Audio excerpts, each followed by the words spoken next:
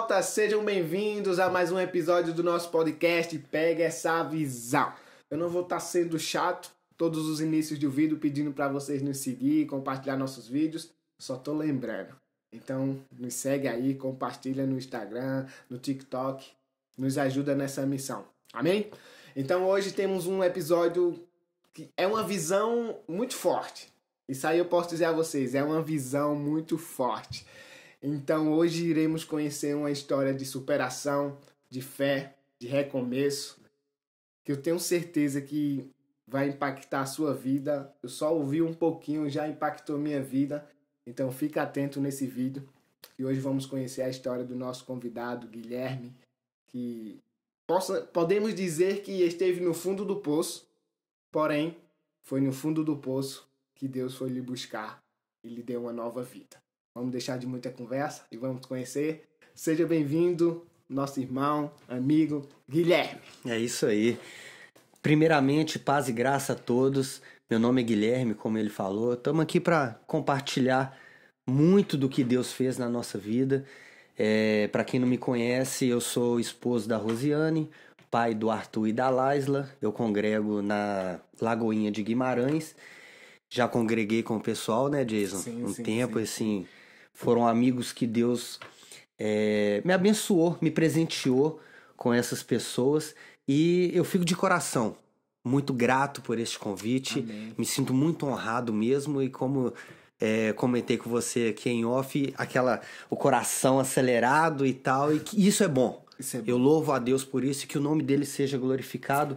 Fique atento, fique até o final. A sua vida vai ser muito edificada em nome de Jesus, tá bem? Amém. Vamos deixar de muita conversa e vamos conhecer esse testemunho que irá impactar nossas vidas. Vem!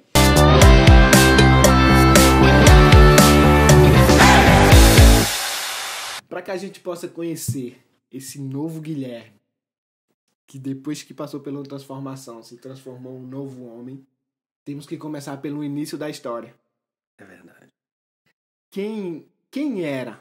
Como era a vida do velho homem que habitava em você? Vamos ter que voltar bastante. Vamos voltar lá para trás. É o seguinte, na minha adolescência, meus pais se separaram quando eu tinha 11 anos de idade e eu fui morar com a minha avó, numa comunidade em Belo Horizonte, Minas Gerais. E minha mãe, para cuidar da gente, enfim, tinha que sair para trabalhar e deixar eu e meu irmão em casa e tal. E ali na adolescência, fui conhecendo algumas coisas erradas envolvendo com álcool, droga, já logo ali na adolescência. Porém, minha mãe sempre com aquela tentativa de manter as coisas organizadas em casa, nos levando sempre para a igreja e tal. E ali no começo ela conseguiu ainda manter a gente ali, né? E aí eu ia para a igreja com ela, na minha adolescência até aceitei Jesus. Fui pro encontro pós-batismo e tal, aquela coisa maravilhosa, aquele início, né? Primeiro amor, não é? Primeiro amor. E só que não permaneceu muito tempo. Com, assim, coisa de 1 ano que eu tinha batizado, eu afastei da presença de Jesus. Você tinha quantos anos nessa época? Aí eu já tava com uns 14 anos. Era mesmo adolescente. Bem no início da adolescência. E aí, assim, por partes é uma coisa boa, mas também mal usada é uma coisa ruim, que eu sempre fui muito intenso. E aí, quando eu desviei com força. Com 14 anos, um menino inconsequente, numa comunidade. Amizade daquele jeito, e a mãe sem ter muito um controle, e até mesmo porque ele ficava fora o dia todo. Basicamente, vocês foram criados, teu e teu irmão, um cuidando do outro ali. Um do outro, se morávamos no mesmo lote da minha avó, mas que também não tinha controle sobre nós, não tem jeito. Um afeto família, não é? Até que o afeto tinha, mas aquela questão mesmo de uma firmeza, daquele controle que, por exemplo, hoje eu tenho com meu filho. Eu tenho um filho de 16 anos, basicamente a minha idade da época. Exatamente. E eu chego pra ele, rapaz, é assim. O que você não fez, o que você fez no passado, você tenta não permitir que ele faça. Isso. E aí, enfim, comecei a envolver com álcool, com droga. E, inclusive, com 15 anos de idade, eu tive um coma alcoólico. Sim, eu lembro que faltava uma semana pro meu aniversário de 15 anos. E aí acordei, os caras estavam na esquina, jogando baralho, isso 10 horas da manhã, cara. Jogando e tomando um álcool e pá, colei. De tarde, só bebida quente, enfim, assim, estávamos mesmo na mão do diabo. Ele estava brincando com a nossa cara. E quando foi assim à tarde, eu caí, dei um coma alcoólico e a minha tia estava passando na hora, conseguiu uma carona, me levou para o hospital. E quando chegou no hospital, os médicos fizeram aquilo que estava no alcance deles fazerem, né? E um certo tempo mandaram chamar a minha mãe para dar uma notícia que nenhuma mãe gostaria de receber, que é a notícia do falecimento do filho, que para os médicos me deram como morto. E aí, assim, ia dar até um problema para ela e tal, porque de menor, 15 anos de idade. Como que conseguiu comprar? Apesar que não tinha dificuldade nenhuma, né? Naquela época não era tão rigoroso essa situação. Mas ia dar problema para ela, enfim.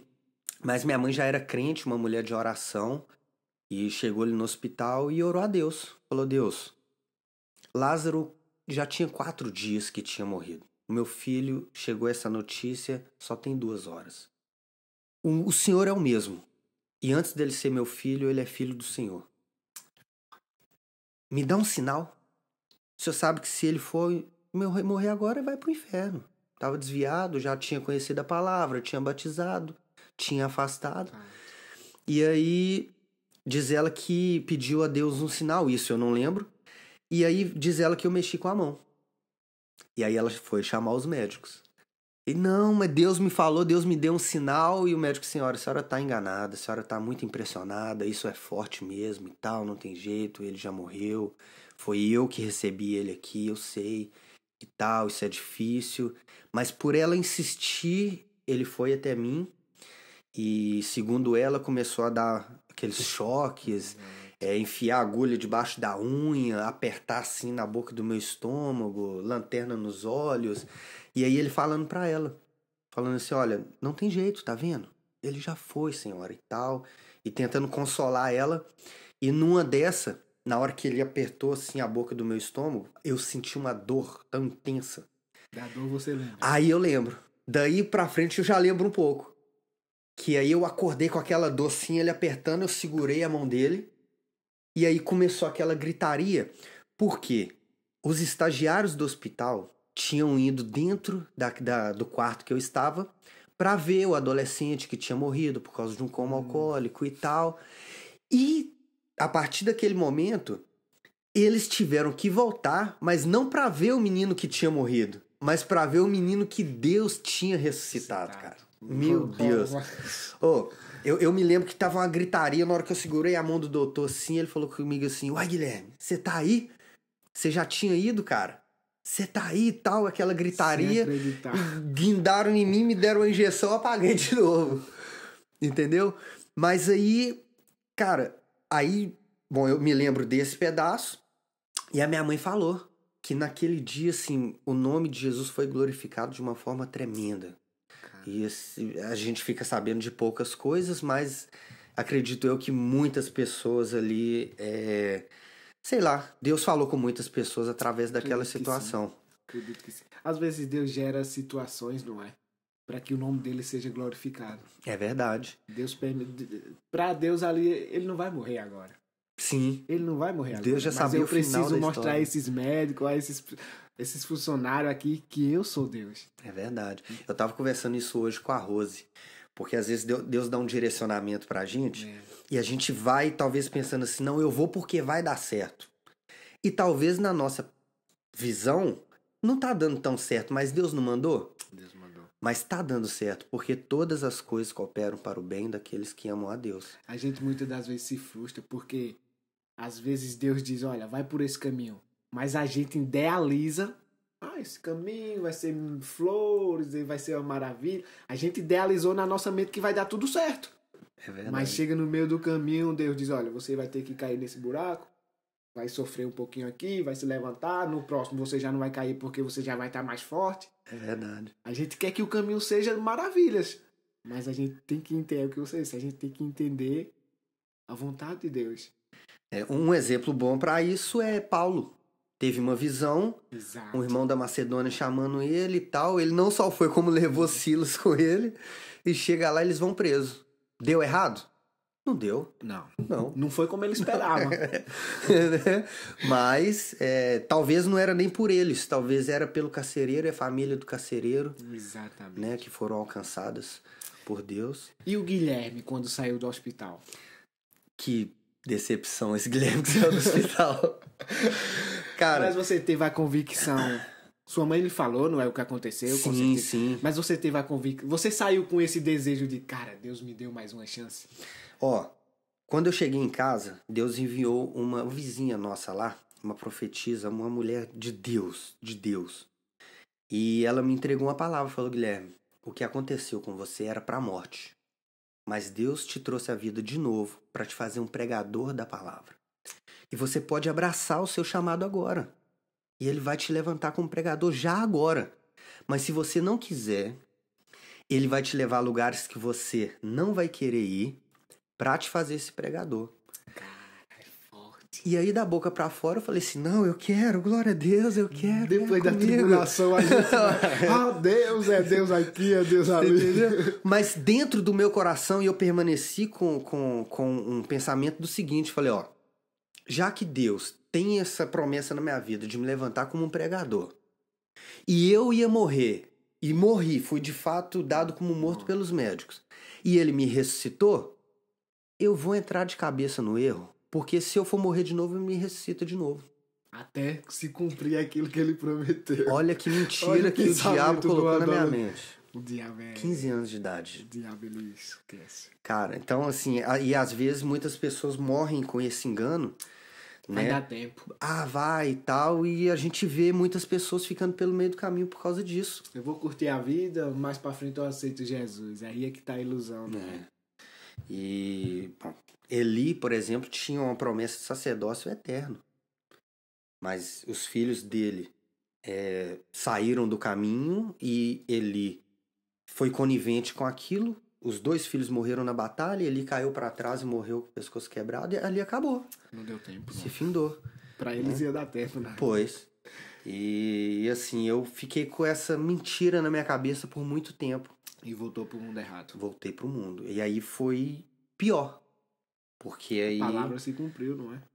Deus vai te levar para lugares que você não vai querer ir. E como foi? E assim, aí eu comecei a envolver com crime, me enfiei mais ainda de cabeça no álcool, na droga. E passados-se alguns anos eu fui preso. Fui preso no tráfico de drogas e tomei uma condenação de 4 e 2. Fiquei um tempo preso, ganhei um benefício. Saí de benefício, que era para me voltar, era uma saída temporária, era para me voltar pro sistema, e não voltei. E fiquei 7 meses foragido na rua. Assim, 7 meses, 7 terríveis meses. Com a polícia em cima, se escondendo, só arrumando problema, assim, e achando que era uma grande vantagem, né? Não, mas na hora que a consequência das coisas erradas que a gente fez começam a vir sobre a nossa vida, é aí que a gente vai entender. Cara, eu tinha como se fosse um peso tão grande sobre os meus ombros.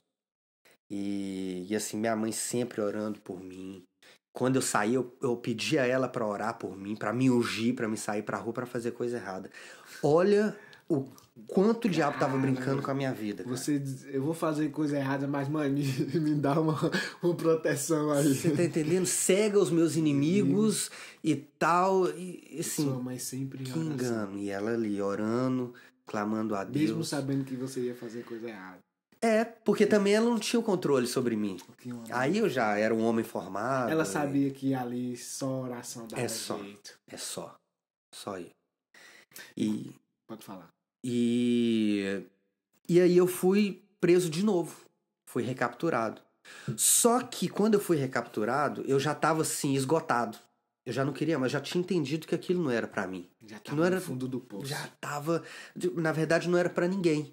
Exato. né? Com mandato de prisão, a polícia indo na minha casa, e enfim, fugindo. E um certo dia eu decidi, eu falei, eu vou na igreja. E ainda chamei um rapaz, um amigo meu. Antes de ser preso novamente. No dia que eu fui preso, entendeu? E aí combinei com ele, a gente ia ir pra igreja, chamamos um táxi, porque a gente ia ir de táxi. Quando eu desci pra me pegar o táxi, a polícia passou e me abordou. E aí eu ainda tentei escapar, dar um outro nome, mas aí tinham lá o papel do meu mandato de prisão e me prenderam. E eu vou te ser sincero, eu senti um alívio quando me prenderam. Aquele fardo que você carregava, né, de peso. Na hora que ele fechou a tampa da Blaze, eu pude respirar, falei, pronto, agora vou pagar o resto que eu devo e minha vida vai mudar. Porque eu já queria uma mudança. Você já tava com a consciência, isso não é pra mim. Não. Você já chegou não no dá. fundo do poço ali, não dá mais pra mim. Não dá.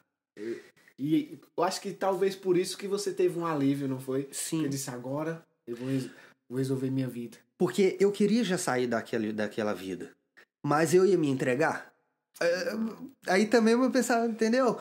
Aí, mas quando eu fui preso, eu falei assim, não, agora eu pago o resto e saio e vou pra igreja. E esse era o meu pensamento. Pagar o resto, sair e ir pra igreja. Mas mais uma vez eu tava errado sobre o meu futuro. Porque lembra o que a profetisa falou que Deus ia me levar em lugares que eu não queria pra me fazer um pregador? Foi a cadeia. E aí eu cheguei lá e tal, comecei a pagar, mas tinha um culto lá dentro, lá na Dutra.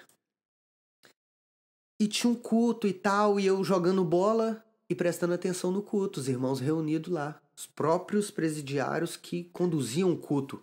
Pessoas não era igreja de fora que não, vinha, mas vinham também. Sim, missionários, não era? Isso, vinham missionários para pregar e tal, mas acontecia muito do culto, a igreja lá era forte, dos detentos, de pessoas que já eram desviados ou que converteu dentro da cadeia, e assim, um avivamento, e eu escutando, jogando uma bola, mas escutando.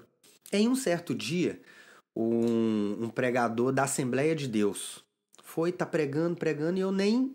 Você com o vidro aqui. Mas nesse dia eu tava. Aí já era dentro da galeria, tava dentro da cela, e ele passando na galeria fora e pregando. Eu nem lembro qual que era a pregação. Eu me lembro que eu cheguei assim, né? O pessoal chama de capa, né? A grade. Pus o braço pra fora assim e tô escutando ele pregar. E ele pregando lá, mas eu tava longe, não sabia. Nem. Só queria. Tava ali só por estar. Mas já assim, naquele pensamento, quando eu sair daqui, eu vou pra igreja. Você tem essa convicção? Já tinha essa convicção, já tinha recebido algumas cartas de pessoa da igreja, e uma carta que me marcou muito, uma carta de uma vizinha minha, Juliana. Tinha uma ilustração de uma menina que queria comer um bolo, mas ela queria comer o bolo assim de imediato, falando com a mãe dela, mãe, cadê o bolo? Cadê o bolo? A mãe dela, eu tenho que fazer o bolo ainda, filha. Os ingredientes estão aqui. A visão aí já. Entendeu? E aí a mãe dela falou assim, não, então come. Tá aqui os ingredientes do bolo, come.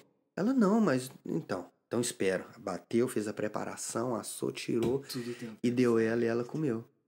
E aí, escrito à mão, ela escreveu assim, Guilherme, tudo tem o tempo certo.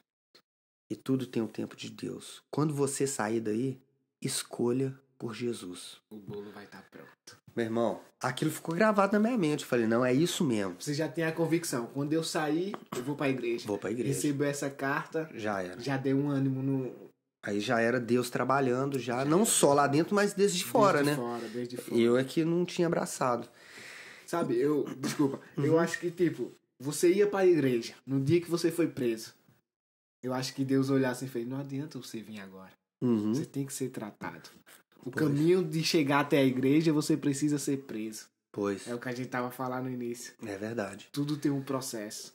Pra você se entregar verdadeiramente a Deus, você precisava passar pela cadeia. É verdade. Cara, é muito forte. É tremendo. E aí entra aquela questão, a gente não compreende o caminho de Deus. Talvez ali você, não, o caminho aqui é fácil, eu vou direto pra igreja. Mas não, antes de chegar lá, você vai ter que passar aqui. Porque eu tinha que pagar. De alguma forma ou outra, eu tinha que pagar. Você ia estar na igreja escondido. Pois. Não adianta nada. Então, e aí aquilo ficou gravado E aí, nesse dia que esse rapaz da Assembleia de Deus estava lá pregando, que eu nem lembro a pregação, ele passou por mim, meu braço pro lado de fora assim, e aí ele bateu assim no meu braço, falou assim, profeta, você não quer não, né? Mas Deus te trouxe aqui para te fazer um pregador da palavra. E ele vai começar a te usar aqui dentro, se prepara. E saiu andando. Mais uma vez. E eu lembrei da profecia. E comecei a chorar. E os caras tudo olhando, falei, que é isso aí, velho? O que você tá arrumando? Falei assim, é eu e Deus, pode deixar. Vocês vão entender. E aí no outro dia eu fui pro banho de sol e já não participei do futebol, já fui pro culto. Já houve uma mudança. Entendeu? E aí o irmão lá tava pregando Apocalipse 3 a partir do 7. Eis que tenho posto uma porta aberta diante de ti, e conheço as vossas obras, mesmo tendo pouca força, não negastes o meu nome e tal. E aquela palavra bateu forte, já estava decidido quando eu saísse ir para a igreja. Sua decisão era quando saísse. Quando saísse. Só que aí eu entendi que não era para depois. Eu tinha que tomar aquela decisão naquele momento, porque para mim eu tinha que parar de usar droga, eu tinha que parar de beber, tinha que parar de tudo, fumava cigarro e tal.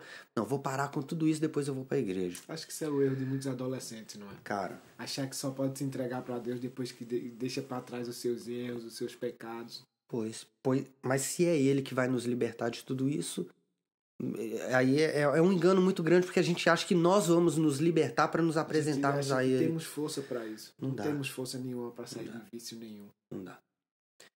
E aí, nesse dia eu decidi voltar para Jesus, e voltei para Jesus ali, naquele culto, dentro da cadeia.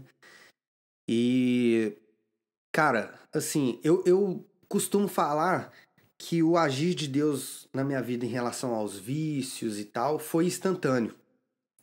Porque a partir daquele dia eu nunca mais, cara, tive envolvimento com droga, nunca mais fumei. E aí, mas quando a gente para pra pensar, a gente entende que esse agir não é a partir daquele dia. Ele já vinha trabalhando há muito tempo lá atrás. Há muito tempo. E aquele dia foi o dia que eu aceitei o agir dele na minha vida. Que eu decidi deixar ele me transformar. Então, é aquela coisa que você falou, é o engano que muitas vezes a gente tem. Eu vou deixar isso, deixar aquilo, e depois eu vou para a igreja, depois eu vou para Jesus. Não. É Ele que vai nos libertar de tudo isso. Ele já estava fazendo a parte dele, não é? Sim. E nesse dia, nesse exato dia, você fez sua parte. Pronto. Foi aí. E aí houve uma transformação. E aí eu comecei a participar de todos os cultos. Os missionários que vinham da rua também a gente participava. E com 2 semanas, Deus me levantou obreiro da obra, lá dentro da cadeia. Lá dentro. Que era só os detentos que faziam. Pois. Um culto igual na rua. Igual na rua, forte. Culto assim de muita avivamento, cura, libertação, muitas pessoas aceitando Jesus. Os agentes penitenciários pediam pra gente orar por eles. As visitas que vinham da rua pediam pra gente orar por eles. E a gente fazia culto no dia da visita também. Muita gente aceitando Jesus. E com 2 meses, Deus me levantou dirigente da obra. Lá. A promessa já estava se cumprindo. Já começou a se cumprir. E aí aquele cara que queria ir só pra igreja, meu pensamento era esse. Eu vou pra igreja, vou sentar no último banco, bater palma, glória a Deus, aleluia, pegar minha bênção e ir embora. Mas não era o que Deus tinha. Essa era a convicção. Quando eu sair, eu vou pra igreja, eu vou pra igreja. Não vou ser igreja. Entendeu? Pronto. Eu vou pra igreja. Forte. E pra igreja, teve um podcast aqui que a gente falou sobre isso. Ir pra igreja é diferente de ser igreja. De ser igreja, é verdade. Olha só. Você tem a visão de quando eu sair, eu vou pra igreja. Mas Deus lhe fez igreja dentro da prisão. E como era ser um cristão ali dentro, no meio daquelas pessoas que... Tinha muitos, como você falou, não é? Sim. Mas no meio daqueles que não era, como era ser... Teve algum desafio lá dentro em relação à religião? Cara, em relação à religião, não. Eles aceitavam de boa? Pelo contrário, passava perto da gente, tirava o boné, pedia pra orar e tal, participava dos cultos, respeito máximo. Tanto dos detentos quanto... dos agentes penitenciários, das visitas, sim, porque assim, eles viam a mudança. E assim, a gente sabe que é um sistema falho que muitas das vezes o que importa são números e não reabilitar pessoas. Isso. Até mesmo porque cadeia não reabilita ninguém. Eu já tinha passado por uma cadeia. Só dá mais revolta. Saí pior. E quando eu fui reabilitado, não foi pela cadeia, não foi pelo sistema. Foi por Jesus.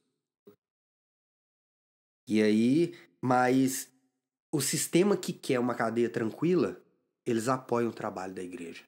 Porque eles sabem que eles não têm o poder de deixar a cadeia tranquila. É muito importante deixarem entrar pessoas, não é, para evangelizar, já por esse fato, não é? Sim. Das pessoas estarem ali isoladas e saber que ouvir uma palavra de Deus é como você disse, você estava jogando bola, mas serve aqui, ó. A palavra de Deus, ela não é em vão. A semente estava sendo plantada de alguma forma. Não é em vão. Assim como foi você, quantos outros já não passaram pelo que você passou e conheceram Jesus ali dentro, não é? Muitas pessoas. Então, eu acho muitas. muito importante os presídios, não é? Permitirem a entrada de missionários, de pastores, para trazer ali uma palavra de conforto. Por mais que ele, como você disse, eles verem a mudança. Sim. Mas eu acredito que tem prisões que eles não veem mudança. E eu acho que isso generaliza e impede, não é? Porque eu sei que muitos presídios não permitem entrar, mas aí é que houve uma mudança em você e eu acredito que outras pessoas, assim como você, também têm mudado. Sim. Você ainda enfrentou alguma recaída depois que saiu? Depois, lá dentro mesmo, não é? Não. Você teve Não. realmente a mudança... Inclusive, olha só para você ver como é que são as coisas. O pessoal que já tava lá, já tinha convertido há mais tempo que eu, eles falavam comigo, falavam, aproveita que você vai sentir saudade disso aqui. Eu falei, você tá me tirando, você tá de brincadeira, eu senti saudade de cadeia. Falando, não é de cadeia. É desse momento na presença de Deus. Por quê? Eu só tinha o dia e a noite. Então eu dividia o meu dia em 3 etapas, quando eu estava acordado. 7 horas de oração, 7 horas de jejum, 7 horas de leitura da palavra. Então, Você e Deus, né? meu irmão, aí dormia o tanto que tinha que dormir. Quando eu acordava, era aquele mesmo ciclo. 7, 7, 7. Então, meu irmão, era assim É aquela questão, buscar-me-eis e me encontrareis quando me buscardes de todo o vosso coração. Você comia a palavra. Meu irmão, nunca mais eu consegui fazer uns propósitos assim. Porque aqui fora não é diferente. Cara, Era disso que eles estavam falando, não é? Sim, era disso. Aqui fora você não consegue fazer. Por mais que você diga que consegue, pode até conseguir, não é? Mas é muito difícil você tirar um dia só pra Deus ali, devido a todas as circunstâncias do mundo. Não, até que um dia você tira. Sim. Mas o crente não vive de... Eu tô falando é de vida. Eu tô falando é de hábito. Tô falando de... Meu irmão, é estilo de vida. Exato. Entendeu? A gente não... Infelizmente, a gente não consegue. E como foi lidar com esse... dentro do seu interior? Pra você se perdoar a si mesmo, depois do perdão de Deus ter vindo sobre você. Cara, até hoje, de vez em quando, ainda me vem eu acho que um constrangimento que eu acredito que o próprio Deus que traz. Né? Como lá no tanque de Betesda, ele curou o paralítico e falou, toma o teu leito e vai. Ele poderia ter deixado o leito. Mas por que ele tem que pegar o leito e ir? Aí muitas pessoas levantam várias hipóteses e biblicamente é explicável, mas o que eu trago para o meu contexto é o seguinte, ele poderia deixar o leito dele ali, a cama dele ali. Mas se ele fosse, talvez ele não ia lembrar de onde Deus tirou ele. E eu acredito que é isso que acontece comigo. De vez em quando eu lembro dessas situações e falo, olha de onde Deus me tirou. Eu acho que esse é o leito que eu trago comigo, sabe? E isso só me faz, assim, ser mais grato a Deus. É bom a gente lembrar do nosso passado, né? Pra gente ver o que Deus fez, quem a gente era, de onde a gente saiu. Isso nos dá mais força, nos encoraja mais e nos permite a não errar de novo. É verdade. Porque a gente já sabe o que já passou devido ao erro. É verdade. Eu sou muito fã, eu gosto muito de testemunho. Eu gosto muito de testemunho porque edifica não só a vida de outras pessoas, mas assim a nossa vida. Às vezes eu tenho no meu celular uns vídeos quando um pastor usado por Deus lançou uma palavra sobre a minha vida. Todas as vezes que eu tô triste, eu vou lá, escuto e lembro do que Deus me prometeu. Esses dias eu perdi todos os vídeos no meu celular e eu voltei lá na página dessa igreja e recuperei esse vídeo. Pra todas as vezes que eu estiver triste, pensando em desistir, eu lembrar do que Deus me prometeu. É verdade. A gente esquece demais. A gente esquece. É aquela questão, né? Que Deus perdoa os nossos pecados e lança no mar do esquecimento. Exato. Mas de vez em quando a gente dá um mergulho no mar do esquecimento, vai lá e busca. Às vezes a gente precisa mergulhar mais fundo. Pra quando chegar lá, isso era eu. Isso era eu. Não, tenho que subir, tenho que ser diferente. Não vou querer, não. Então, isso é a importância de um testemunho. Por isso também desse projeto aqui, para as pessoas estarem aqui compartilhar esse testemunho, porque é edificante. Testemunho é edificante. E como foi que você saiu de lá de dentro? Como eu já tinha uma quebra de confiança, eu já tinha tido um benefício do governo, então o protocolo seria eu não ter mais benefício, eu cumprir o resto da pena trancado. Aí, bom, no meio dessa conversão, comecei a pregar na cadeia e tal, e muita profecia, muita coisa acontecendo. Um dia eu tava orando, e é claro, pedindo Deus pra me sair de lá. Claro. E, literalmente, com os olhos abertos, eu vi uma mão grandona, entendendo eu que são as mãos de Deus, pegando uma grade que tinha lá, que eu conseguia ver ela de dentro da cela, e arrancou aquela grade com concreto e tudo. Deus vai me tirar daqui. E aí, recebi uma profecia lá dentro, e o pastor falou assim, Deus manda te falar que se for ele vai te tirar daqui antes de você cumprir a cadeia toda. E se for preciso, ele vai trocar juiz, promotor e advogado, mas ele vai te pôr na rua. Cara, é forte. Aí eu tomei, é lógico que eu tomei posse, falei, mas, doido pra sair. Mas como que Deus vai fazer isso? E aí, enfim. Faltava quanto tempo pra te sair? Não faltava muita coisa, faltava coisa de 1 ano e meio, mais ou menos. Pra quem tá lá dentro. Não é muita coisa, né? Claro que é muita coisa. Mas aí eu já não estava mais em Belo Horizonte, eu já tinha sido transferido para Ribeirão das Neves, uma outra cadeia, e o fórum de lá, ele ainda não estava sistematizado. Era tudo no papel ainda. E os banheiros do fórum tinham papel até no teto. E pessoas com mais de 1 ano que tinham direito de ir pra rua não iam, porque eles não davam conta. Encontrava. E aí a corregedoria bateu. E aí viram aquilo, tiraram o juiz da comarca, tiraram o promotor da comarca e tiraram o defensor público da comarca. E aí começou a pegar todo mundo que tinha direito e começou a pôr pra rua. E o meu papel foi um desses que foi pra mim ir pra rua de novo. Cara. E aí, só que aí eu recebi chama descida externa. Trabalho externo. Pagar com serviços. Não, eu poderia ir pra rua de dia, mas à noite eu tinha que voltar. Ah, percebi. E aí, só que nesse benefício, eu tive direito a um outro também, que é a descida de 7 dias. Então, eu ia descer e ficar em casa 7 dias, depois eu ia ficar nesse vai e volta.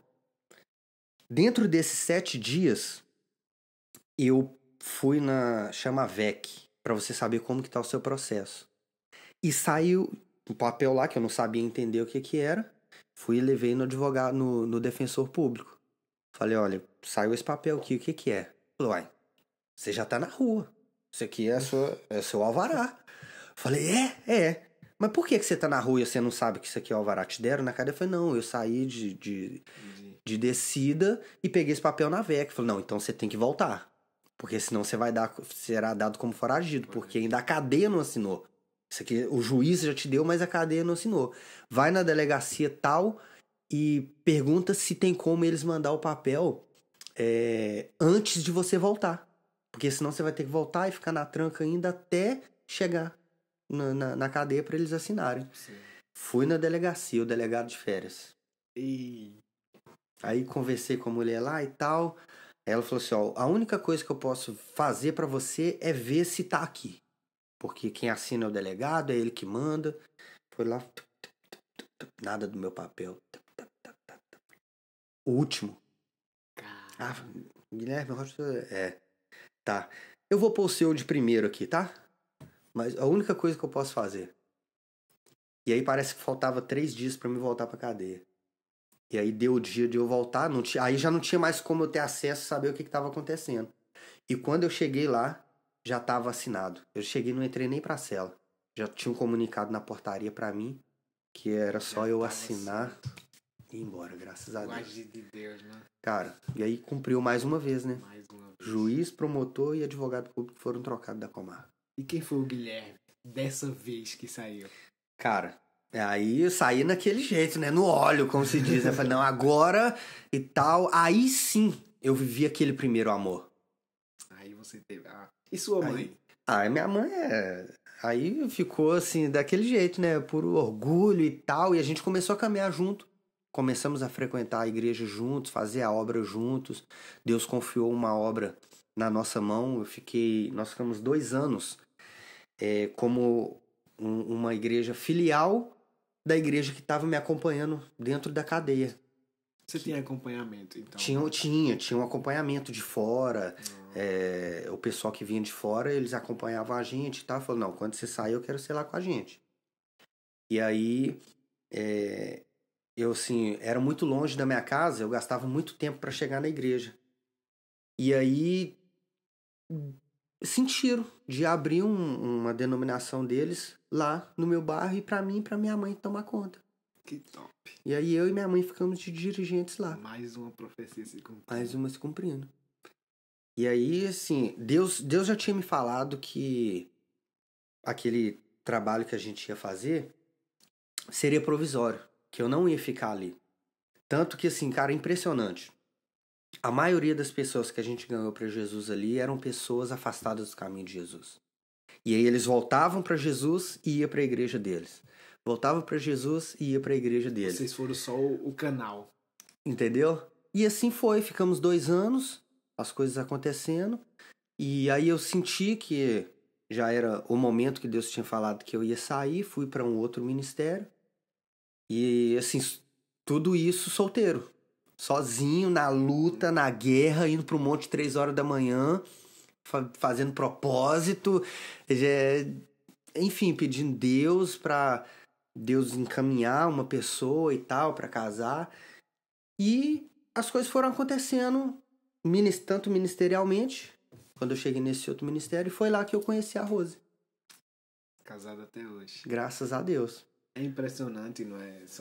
É impressionante como Deus nos usa exatamente onde erramos. Quem eram as pessoas que você evangelizava? As pessoas estavam afastadas. Sim. E você foi uma dessas pessoas. É verdade. Pegou essa visão. Peguei. É impressionante. Eu tava aqui só...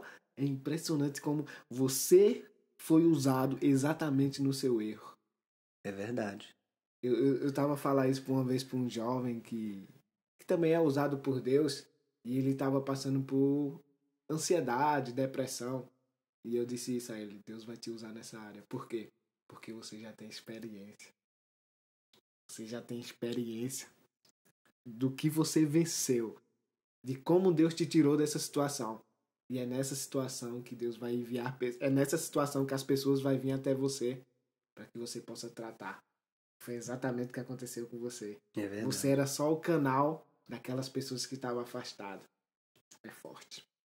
Mas pode continuar. Aí você conheceu sua esposa. Sim. Ela já era evangélica também? Tava caminhando. Tava indo na igreja, né? Aquele negócio. Tava indo na igreja. E aí eu já era líder de jovens. Deus te levantou como líder de jovens? Sim. Nessa igreja que você foi? Que eu fui. Isso. Top. Aí eu cheguei lá e assim, eu precisava ir pra lá. Depois a gente entende o que Deus faz. Porque eu precisava ir pra lá. Porque o acompanhamento que eu tava na igreja, que eu fui dirigente junto com a minha mãe, o pessoal não tinha uma estrutura tão boa pra fazer um acompanhamento, pra levantar a gente e tal. É claro que é Deus que faz, Deus que escolheu e tal. Mas a gente sabe o que é ter uma pessoa ali do nosso lado. Ninguém consegue caminhar sozinho. Não tem como. Isso é Todo certo. Eliseu tem um Elias. Isso é certo. Né? E aí comecei a ter esse acompanhamento, comecei a envolver em tudo na igreja, até aula para as crianças na salinha. Teve um período que eu fui taxista, então eu tinha flexibilidade no meu horário, então praticamente eu deixava para trabalhar à noite só para estar na igreja durante o dia, participando das atividades e tal, visita, culto no lar, consolidação, intercessão. E aí foi onde eu peguei ali uma bagagem do que é mesmo você fazer a obra. Quando a gente tá cheio de Deus, a gente quer esborrar em tudo que é lado, né? Sim. Trabalhar aqui, trabalhar ali. A gente, de alguma maneira, quando eu me converti, se tivesse culto de manhã, de tarde, de noite, eu tava todo dia na igreja. E foi aí que eu perdi amizades. Essa é aquela fase inicial, quando você perde aqueles que Deus quer que saia da sua direção, não é? Quando você perde, não, é quando você ganha. Quando você ganha, exatamente. Porque é Deus tirando quem Ele não quer do nosso caminho, né? Exatamente. Então você casou? Isso, aí eu casei com a Rose. E aí, enfim, comecei a fazer seminário e tal. Nós dois envolvidos na obra. E líder de célula e tal. E aí eu caí num erro. Mas não foi do nada. Deus me avisou mais uma vez. A gente lá tem um congresso muito forte. 6 dias de clamor para 6 meses de vitória. E são 6 dias de intensas orações, pregações, propósitos. E os pregadores que foram pregar, a maioria deles falaram sobre a vaidade do homem. Cuidado, eu lembro que o Alex Gonçalves pregou, falando, cuidado quando você aprender a pregar. Para você não achar que é você. Saiba que é Deus. Isso é forte. Aí o outro também, pastor Sérgio Luiz, falou dentro disso aí. A gente entender que é tudo de Deus e tal. E eu, tudo é de Deus. Mas dentro de mim já tinha alguma coisa mudada. Porque o pessoal gostava de mim na igreja. O pessoal gostava de me ouvir pregar. O seu lado eu. Você entendeu? Depois eu entendi que era só da boca pra fora. Que toda honra e toda glória seja dada a Deus e tal. Mas dentro a sementinha estava crescendo. O orgulho de si mesmo, não de Deus, não é? Você entendeu? E aí o pastor, como eu me disponibilizava muito, o pastor me punha para pregar até no funeral. No funeral, falava, Guilherme, vai lá, eu não posso ir, vai você. Aí visita, envolvido e tal. E aí, cara, eu me vi num momento assim, falei assim, não, eu tô no óleo aqui, Deus me usa mesmo e tal. Comecei a ter problema no casamento. E aí eu comecei a perder a credibilidade com a minha esposa. Comecei a falar, Deus, que isso? Se eu oro, as pessoas são curadas, as pessoas aceitam Jesus. E dentro de casa eu tendo esses problemas, misericórdia e tal. E o casamento foi ficando complicado. Por fim, eu falei assim, eu vou ter que sair de casa. E tal, e a Rose, vai mesmo que é isso. Tá. Aí tava lá eu. Um crente, já que na minha cabeça, consolidado, anos de evangelho, passando por um divórcio. E aí eu aprendi muita coisa, inclusive sobre o julgamento. Porque eu era um cara que julgava as pessoas. Como é que a pessoa consegue desviar, por exemplo? Como que a pessoa tá na igreja e vai separar? Fulano só chega atrasado, pelo amor de Deus. Do mínimo ao máximo. E julgando as pessoas. E aí eu me vi separado, longe dos meus filhos, longe assim que eu via eles todos os dias, mas já não vivia mais comigo. O meu ministério já não pregava mais. O pastor falou, você vai ficar de molho aí um bocado. 3 anos sem subir no altar. E aí Deus quebrando. E é por isso que quando você perguntou assim, sobre um tema, alguma coisa, eu falei assim, eu acho que restituição seria bacana. É a chave de tudo. Porque hoje em dia, o que é mais fácil? Se algo dá errado, ou se uma pessoa tá dando errado, o que é melhor? Troca a pessoa. Exato. E Deus não trabalha dessa É como forma. um material, né? Hoje em dia ninguém conserta mais nada. Quebrou, lixo. Lixo. Joga fora. Só que Deus não trabalha dessa forma. Deus, ele faz igual o oleiro faz com vaso. Se eu tenho um vaso na minha casa e ele quebrar, eu vou jogar ele fora. Porque eu não sei lidar com vaso quebrado. E é aí que tá o problema da gente estar nas mãos erradas. Porque quando Deus manda Jeremias descer na casa do oleiro, a Bíblia vai falar que qual o vaso estando nas mãos do oleiro que ele não quebre e não faça de novo segundo a vontade do oleiro. Segundo ele acha melhor. É aí que tá o problema da gente estar nas mãos erradas. Porque muitas das vezes, ou nós estamos nas mãos erradas e queremos ser consertados, e aí não vai dar certo de jeito nenhum. Não sabe consertar. Ou nós até estamos nas mãos certas, mas a gente quer ensinar o oleiro a fazer do nosso jeito. É forte. E aí dói, porque vai ter que amassar de novo, vai ter que refazer, moldar, e Deus nem sempre vai moldar do jeito que a gente quer. Ou a maioria das vezes não vai, porque a maioria das vezes a nossa vontade não bate com a vontade de Deus. E aí que tá a nossa maior responsabilidade. Nos permitirmos ser moldados do jeito que Deus quer. E aí dói. E essa reconstrução, cara, muitas pessoas não vivem ela, essa restauração. Por quê? Porque dói, a pessoa prefere sair das mãos do oleiro, ou das mãos de Deus, né? Do que passar por aquele processo. Meu irmão, uma pessoa que pregava, assim, praticamente, pelo menos na semana eu pregava 3 vezes. E aí eu fiquei 3 anos sem pregar. Isso te fez refletir muito. Meu Deus do céu. Como você falou que Deus usa pessoas na área que a pessoa sofre, Exato. eu tava separado. Assim, as pessoas não sabiam que eu tinha separado.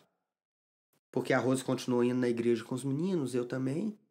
Só que no final eu ia pra minha casa e ela ia pra dela.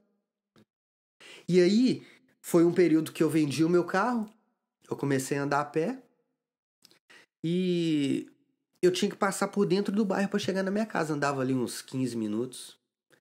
E aí as pessoas começavam a me chamar para orar pro casamento deles. Cara. Meu irmão, eu falava, ô Deus, você tá brincando comigo? O agir de Deus é muito Tá lindo. brincando.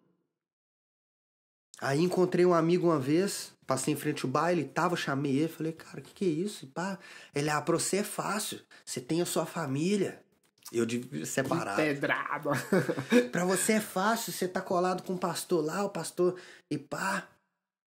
Mas Não sabia que você tava no banco. você tá entendendo? E eu falei, ô meu irmão, Deus sabe de todas as coisas e tal. Por fim, sabe o que eu fazia? Eu não passava por dentro do bairro. Eu cortava pelo caminho mais longe pra mim não encontrar com ninguém que me conhecia pra não pedir pra me orar. As pessoas te viam como um homem de Deus, pai. Um homem perfeito ali. Cara, todo sendo quebrado por Deus. Sendo quebrado. Que é igual você falou. Se eu tive algum problema depois que... Se eu desviei ou se eu tive alguma queda... Graças a Deus... Aí depois ainda veio. Depois que eu separei, depois que cheguei aqui em Portugal. Mas até aquele momento, não. Mas a luta começou a ficar mais evidente dentro de mim. Foi mais pro interior. Eu passava na rua, algumas pessoas que eram envolvidas com coisa errada, me abraçavam, pedia oração. Eu gosto de você e tal, vamos pra igreja e tal, não sei o que tem, com aquela postura. Mas dentro de mim, a minha vontade era de ficar lá com eles. O tratamento de Deus é diferente. Meu mano. Deus, cara. Eu costumo buscar entender o que Deus está fazendo nos mínimos detalhes. E eu escutando essa história, um dos mínimos detalhes era Deus te permitir vender o carro. Pois. Para passar naquele caminho. Pois. Foi aquele caminho que Deus escolheu para te restaurar. Ele não precisou trazer um pastor para dizer, restaure sua família. Não, eu vou constranger ele na rua. naquelas pessoas que, para as pessoas, ele é exemplo. Cara, o agir de Deus, se a gente olhar nos mínimos detalhes, o agir de Deus é surpreendente. Ele é perfeito. Ele é perfeito. Ele é perfeito. Nada é por acaso. Nenhuma topada é por acaso. Nenhum atraso é por acaso. Para ele, tudo tem um propósito. Tudo tem um propósito. Mas e aí? Vamos entrar agora em outra parte. Vamos. O que trouxe o Guilherme a Portugal? Depois eu sei que você vai tocar no assunto de como restaurou seu casamento. Uhum. Mas faz parte. Por isso que eu já percebi um pouco. O que trouxe o Guilherme a Portugal? Quando eu tinha acabado de separar, eu tinha pouco tempo que eu tinha aberto uma barbearia. E a pessoa que me deu o curso, ele tinha vindo para Portugal e me chamou para vir. Só que eu tinha acabado de separar.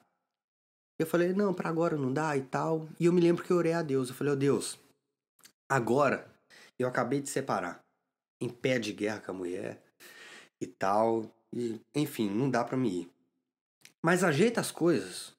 Quem sabe daqui uns 4 anos dá para eu ir para Portugal e as coisas ser diferentes. Eu não pensava em restauração mais do casamento. E nem ela. Porque era tanta briga, que tinha ficado bom a separação. Agora não tem mais guerra. Não tem mais guerra. Não tem mais briga dentro de casa. Mais uma vez, tirou um fardo de você. Você tá entendendo? Só que, na verdade, eu pensei que tinha tirado. Exato. Na verdade, eu tava sendo enganado. Você tava próprio se enganando. Você entendeu? Eu falei, não foi bom ter separado. Um cristão pensar desse jeito é complicado. Tá errado. Entendeu? Separação não vem de Deus. E aí, enfim. Aí passaram-se o tempo. Aí a Rose me chamou. Falou, Guilherme, eu tô com um propósito aí de ir pra Portugal e tal. Você deixa os meninos ir comigo? Falei, claro que não. Lógico que não. Deixa eles aí e vai. Ela não sabia que você também tinha orado isso a Deus. Não sabia. E aí ela falou, tinha uma amiga dela lá na casa dela nesse dia que ela me chamou pra conversar e tal, e ela pegou e sugeriu, falou, olha, por que vocês não, apesar que vocês estão separados, por que vocês não fazem o seguinte, você vai na frente, alinha as coisas, e depois ela vai com os meninos. Aí a Rose falou, não, a gente vive separado lá também, você na sua casa, eu na minha, só que nós dois perto dos meninos pra cuidar deles e tal. Falei, esse plano é bom, hein? Olha a Deus trabalhar. Esse pode ser que dê certo, vamos organizar. E aí a gente começou a ter mais contato, se organizando, estudando e tal, vendo possibilidades, enfim, eu vim. Chegou aqui, eu consegui o trabalho, consegui arrendar uma casa e tal. E só que a minha vida com Deus estava indo de mal a pior. Eu comecei a zoar. Falei, eu não quero saber de pregar, nunca mais eu prego. Nunca mais eu vou na igreja e eu vou zoar.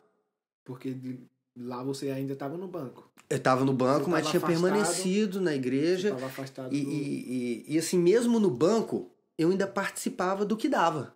Pois, percebi. Entendeu? Porque dentro da mente do pastor é o seguinte, falou, Guilherme, não vou te pôr para pregar, porque As pessoas. você vai ser apedrejado, cara. Vão te matar.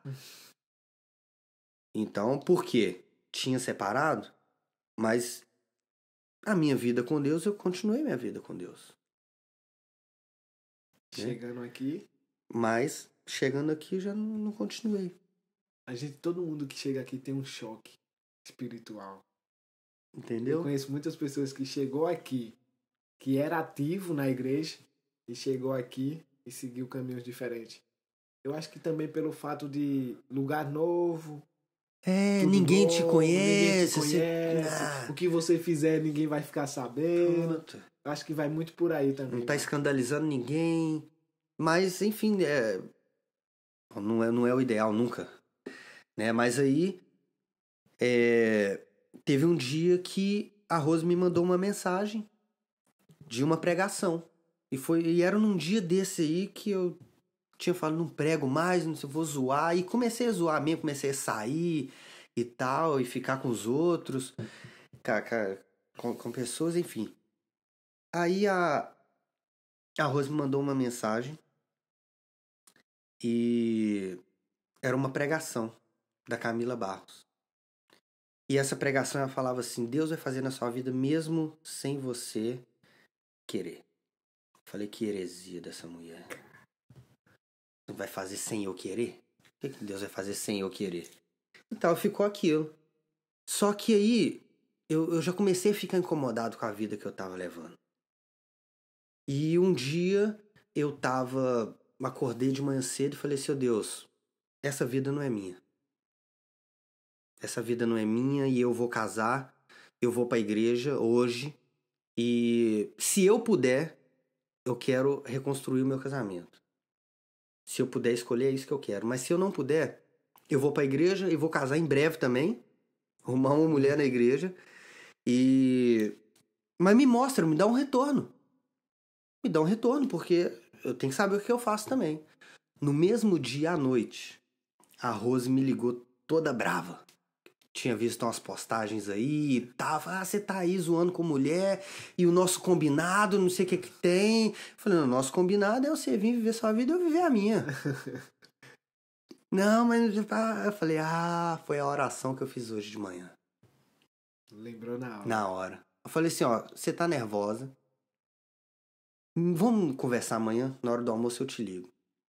E aí eu liguei pra ela e falei, ó, ontem eu orei, falei com Deus que a vida que eu tava levando não era a minha vida, que eu não queria aquilo mais pra mim, que eu ia pra igreja, e se eu pudesse escolher, eu queria reconstruir minha família. Mas se eu não pudesse escolher, pra ele me dar um retorno. E eu acho que essa ligação ontem foi uma resposta de Deus. Fala comigo se foi. Aí ela pegou e falou assim, foi. Porque eu também já estava orando já há alguns dias pra Deus fazer a vontade dele, pra ele quebrantar o meu coração. Porque nenhum de nós pensava em voltar. Nenhum cedia. Não. Você entendeu? Mas isso ela estava no Brasil ainda. Sim. Ela não tinha vindo. E aí nós voltamos por telemóvel. Ali começou a mudança. E ali começou. E aí eu falei, ó, então nós tomamos as nossas providências aqui. Eu tomo aqui, você toma aí. Eu te respeito a partir de então, você me respeita. E a gente vive uma fidelidade daquele jeito. E foi, graças a Deus, passado-se um tempo ela veio com os meninos. Mas ainda aquele choque ainda se encaixando e tal. Mas graças a Deus hoje a gente pode falar que temos um casamento de Deus. Onde Deus é a base. Deus é a estrutura, não é que Sim. mantém vocês. E qual foi os maiores desafios que vocês enfrentaram juntos aqui? Cara, eu acho que por mais que a gente não veio pra cá com uma ilusão de que a gente ia ficar rico e que tal, mas a gente espera um retorno. Claro. E financeiramente nem sempre é assim. Porque somos 4 pessoas lá em casa. É mais difícil. Né? E no início a Rose ficou um tempo sem trabalhar, sem trabalho fixo. Era só eu. E aí agora ela conseguiu um emprego e aí a gente imagina, não, as coisas vão mudar. E eu comecei a viajar para Espanha para ter uma entrada um pouco melhor. Então já passava a semana fora, vinha só no final de semana. E aí só que é igual eu tava conversando com ela, se entra X pouco, a gente paga as contas com X pouco. Se entra X mais alguma coisa, a gente paga e também continua sem sobrar. Quando a gente visa aquela questão. Quando a gente não visa primeiro o bem-estar da família e o ministério. Então imagina, eu já ficava a semana toda fora. Quando eu vinha final de semana, ia no culto, mas ia no culto já morto, já pensando em ir embora, já cansado, já não tinha tempo nem para família, nem para obra. E aí eu acredito que o maior problema que nós enfrentamos ali e que a gente ainda está tentando alinhar direitinho é essa questão de estar mesmo no centro da vontade de Deus, profissionalmente falando. Mas isso é verdade, porque pra gente estar no centro da vontade de Deus, muitas coisas ao redor precisam dar certo, não é? Pois. Financeiramente, tem muitas coisas, não é só você se dedicar à vontade de Deus, eu vejo assim também, não é? Mas e os recursos para você estar ali na vontade de Deus? Pois. Também temos que buscar, não é? E às vezes não, com certeza, quando nós estamos no centro da vontade de Deus, as entradas podem nem ser assim grandes, mas Deus faz aquele pouco prosperar e dá conta de tudo. Então não adianta a gente arrumar loucura e tal, igual eu ia pra Espanha, voltava. É errado? Não é errado. Mas se não é o que Deus quer, já tá fora. Aquilo que te afasta de Deus não vem de Deus. Isso é fácil. O que te afasta de Deus, o que te tira do ministério, o que te tira de fazer o teu chamado, não vem de Deus. É verdade. Não vem de Deus. E qual é a maior diferença que você sente do Brasil para Portugal em relação à religião, em relação a as culturas? Eu acho que eu não posso chamar de mais frio, mas como que eu vou dizer? Eu acho que a entrega do português, da Europa em si, não é uma cultura do português, mas é uma cultura, assim, mais reservada, vamos dizer assim. Né? Apesar que, pra gente implantar aquela questão, igual lá no Brasil, eu tava na igreja todos os dias. E quando eu vim pra aqui, essa questão de culto uma vez só por semana, ou às vezes até tem um no dia de semana, mas não tem aquela potência de pessoas que se disponibilizam e tal, e eu me vi mais um dos que não se disponibilizavam. Pois. Eu acho que essa é a diferença, que a gente não consegue trazer o mesmo ritmo pra aqui. Tem um choque, isso, um culto só, pra nós que tá acostumado a estar na igreja sempre, isso aí realmente é um dos pontos que mais, como é que eu posso dizer, que mais nos impacta, não é? Que não é que nos afaste mais um pouco de Deus, mas quebra aquela rotina de todos os dias. Se tivesse todos os dias no Brasil, a gente tava todos os dias lá. E aqui pode ter todos os dias, que nós não vamos todos os dias. Mas não é a mesma coisa. É assim, a culpa tá em mim. Sim. O erro tá em mim. Tá em nós. Mas, cara, temos que vencer. Eu ainda não encontrei a solução para isso. Cara, no meu ponto de vista, não é? Eu acho que cada um tem um ponto de vista. No meu ponto de vista, em si, até o tempo frio. Sim. Faz sentido, percebe? Você chega do trabalho, já tá escuro há muito tempo. Você só quer estar em casa. Eu acho que isso tudo influencia. No verão, a gente vê que até as pessoas é mais alegres no verão. Né? É verdade. Sorrir mais. Eu acho que isso vai mesmo do tempo, da cultura deles, tudo isso. E como está a sua caminhada com Deus hoje? Cara, em reconstrução, em edificação. Porque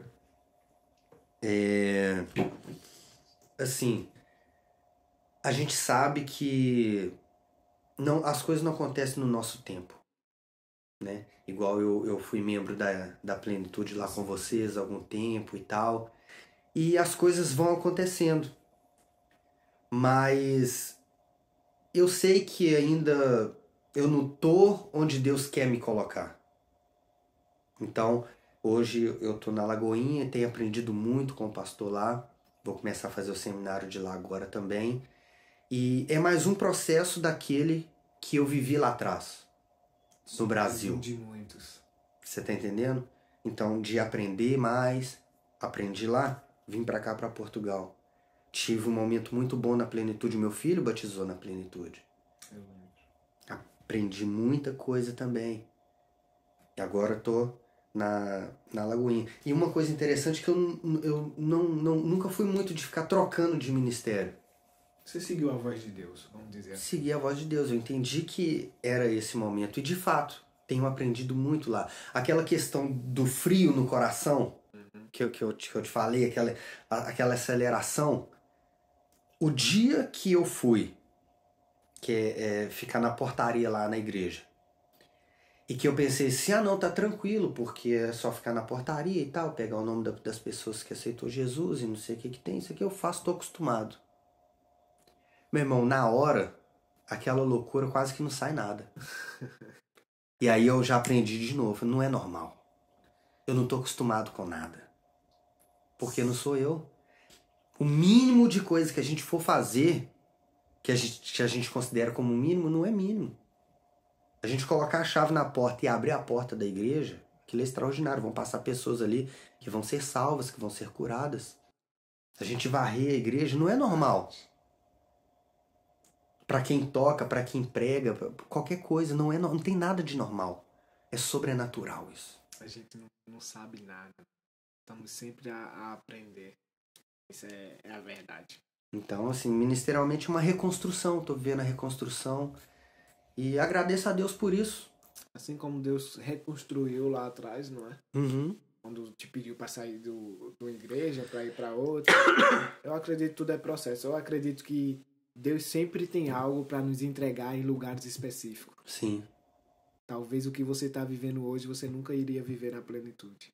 Pois. Então Deus permitiu que você, sim, filho, o que eu tenho para você, não é que a igreja não tem para te oferecer, mas o que eu tenho para você. Sim. A igreja tem muito a oferecer para outras pessoas, mas o que eu tenho para você é aqui. E a gente tem que ouvir essa voz. Tem. Eu passei por isso. Quando eu cheguei em Portugal, eu fui acolhido muito bem por uma igreja batista daqui de Portugal. E passei lá 2 anos. Voltei pro Brasil. Passei 1 ano no Brasil. Quando voltei para cá, voltei para ela. Fui muito bem acolhido lá. Mas chegou um tempo que Deus disse, olha, filho, é hora de sair daqui. E eu, Senhor, eu tenho meus amigos aqui. As pessoas me acolheram muito bem. Eu não tenho nada a reclamar daqui. O Senhor me usou aqui. Eu fui recebido do Senhor aqui. Por que eu vou mudar daqui? Então eu resisti.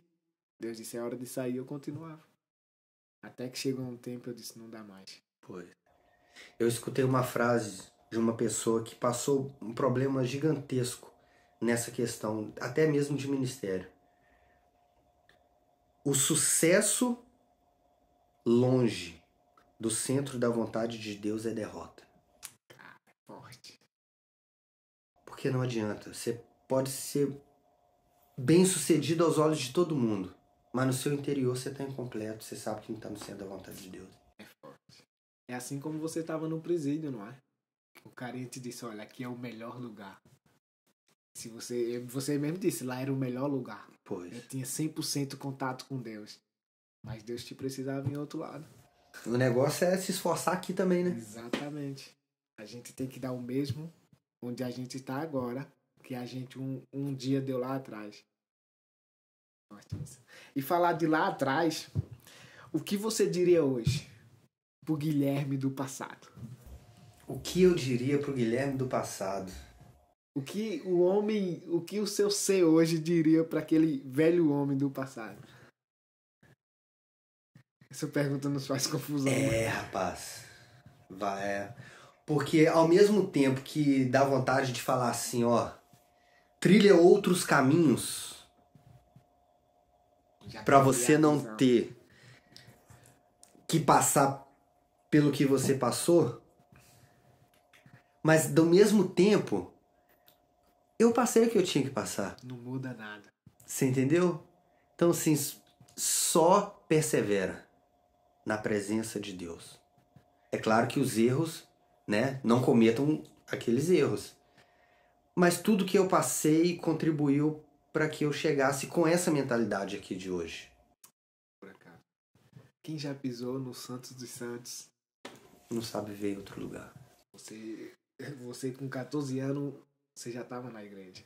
Você foi batizado. Você se converteu. Quem já pisou nunca mais Tem jeito. deixa. Mas pensando melhor, tem algo para dizer. Nunca saia da presença de Deus. Nunca. Vai evitar muita coisa. Pois é. Entendeu? Porque assim, o salário do pecado é a morte. E o pecado causa uma barreira entre nós e Deus. As mãos do Senhor não estão encolhidas para que não possa nos estender, e nem os seus ouvidos não estão tampados para que não possa nos ouvir. Porém, o pecado causa uma barreira entre nós e Deus. Então, se eu escolho viver uma vida de desobediência, que seria não estar na presença dele, vai existir uma barreira ali. E aí é claro que ele pode quebrar a barreira, continuar nos guardando. Mas vai chegar uma hora que ele vai falar assim, olha, você não vai viver mais a minha misericórdia. Porque é a hora de você colher tudo que você plantou. Para que a gente possa estar chegando ao fim,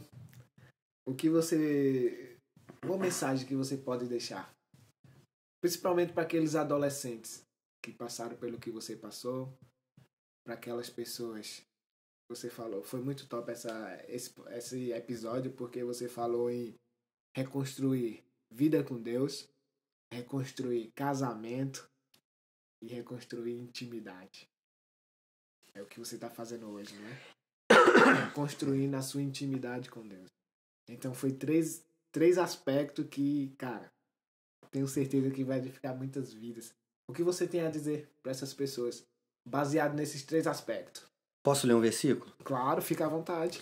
Romanos 5:20.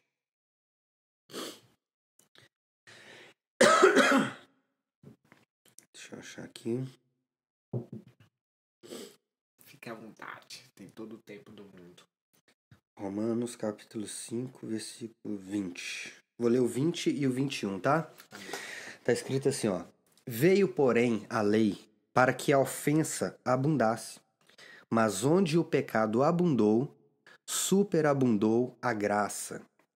Para que, assim como o pecado reinou na morte, também a graça reinasse pela justiça, para a vida eterna, por Jesus Cristo, nosso Senhor. Amém? Então, assim, o erro, ele vai acontecer na nossa vida. João, ele escreveu assim, ó, filhinhos, estas coisas vos escrevo para que não pequeis.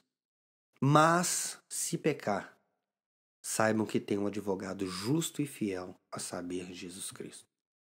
Então, para quem tá acompanhando a gente, eu diria o seguinte, nós vamos errar. Nós não somos cristãos porque não vamos errar mais. Mas nós temos o direito de mudar a nossa semente. Se você já plantou uma semente ruim, olha, a consequência ela vai vir. Mas se você não quer viver essa consequência ruim mais na sua vida, mude a sua semente. E não quer dizer que você não vai ter perdão, porque o nosso Deus, ele nos perdoa. Mediante a Jesus Cristo, o sacrifício de Cristo na cruz. Ele morreu na cruz por mim e por você.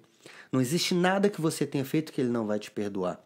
Porque, como disse Paulo aqui aos Romanos, onde abundou o pecado, superabundou a graça de Deus.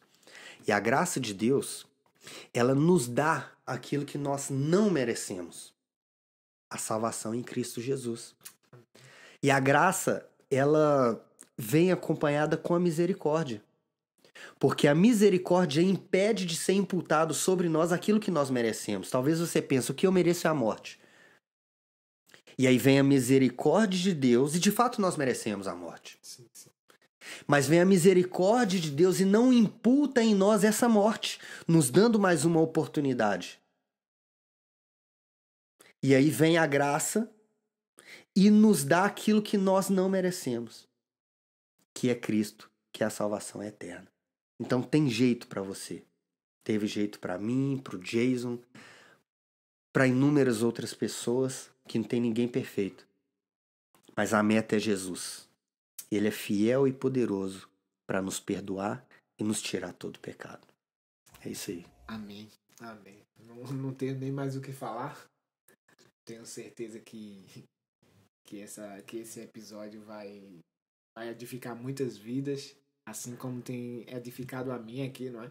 E a sua também, como a gente falou, o nosso testemunho temos que relembrar para que ele possa nos edificar novamente. Então é isso. Ficamos por aqui. Espero que vocês tenham gostado desse episódio e que possam lembrar que o fundo do poço, Deus também habita lá. E ele só vai com a missão, que é te buscar. Então, se você está passando por momentos difíceis, assim como o Guilherme falou, Deus não desistiu de você. Deus não desistiu e nunca vai desistir. Então, pegue essa visão e leve para a sua vida. Sempre há um momento certo para o recomeço. E é esse momento que você está tendo hoje de refletir e recomeçar. Pois Deus, mais uma vez, está voltando ao teu encontro para te buscar. Então fiquem com Deus, meditem nessa palavra, meditem nesse testemunho e levem para a vida de vocês. Amém? Fiquem todos com Deus. Guilherme, muito obrigado por sua presença. Obrigado, Que você possa voltar aqui para trazer uma palavra para nós. Sim. Seu testemunho já nos edificou, mas que você possa trazer uma palavra de Deus para edificar nossas vidas.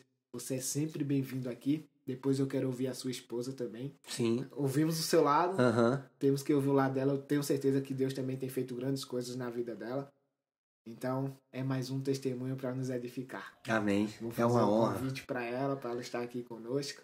E que Deus possa abençoar você, sua família, seu ministério e esse novo ser que você é, possa abençoar outras vidas também. Amém? Amém, meu amigo. Obrigado Fica por com tudo. Deus. Tamo juntos. E o Guilherme quer se despedir? É isso aí. Não, é só agradecer mesmo. E vamos que vamos. Só agradecer. Deus abençoe a todos. Tchau. Tamo juntos.